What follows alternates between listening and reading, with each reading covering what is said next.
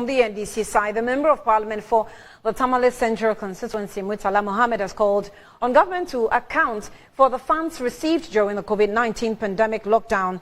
He said the excuses by government that the funds were used to subsidize water and electricity should not be accepted. He spoke to my colleague Shadrach Odami-Ajari. Speaking to Metro TV's Shadrach Odami on the sideline of the NDC campaign launch, the Tamale Central MP also alleged that the government has turned the Kamina barracks into a warehouse to store items for onward distribution with the intention of buying votes. He claimed that the government's actions are a clear case of misappropriation of funds meant for the fight against pandemic. Murtala Mohammed demanded that the government provides a detailed breakdown of how the COVID-19 funds were utilized. Stained it at the Kamina barracks, where our military officers are housed, are stationed. They have sent thousands of motorkins at the Kamina barracks. That is where it is being kept. That is where the motorbikes, the motorkins are kept at the Kamina barracks.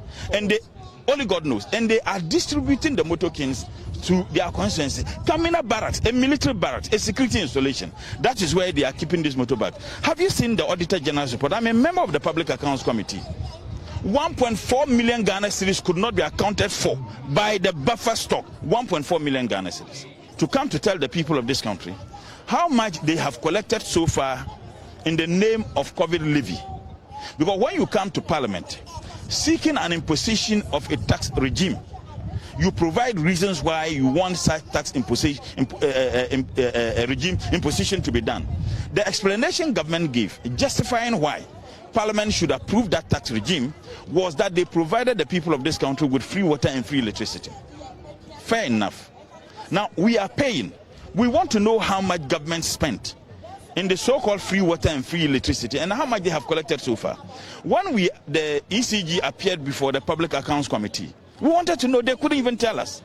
Ghana Water Company, they couldn't tell us.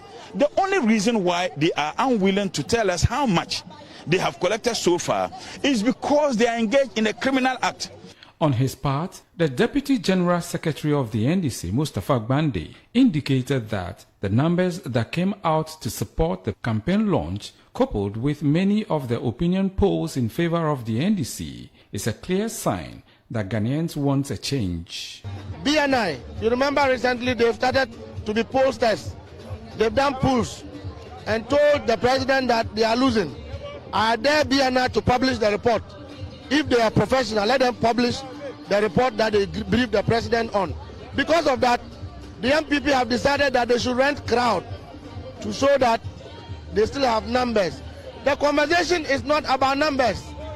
The conversation is that a small margin of people are saying that we need to swing a change to take away a corrupt president, a president who claimed that if you want to make money, go to private sector. Today, he and his children are entrepreneurs in his own government.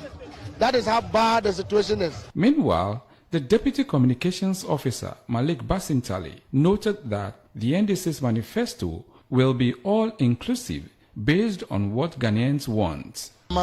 Touring the country, all those tours were simply to listen to your cry, were simply to listen to your concerns. President Mahama toured this country listening to the plights of mechanics, listening to the plights of hairdressers, listening to the plights of over 1.8 million unemployed youths in this country. And it's on that basis that we sought to develop the manifesto we'll be launching in August. And so whatever you saw President Mahama doing in the days before, the crowds in the regions, was not campaign. It was simply to listen to you so we understand on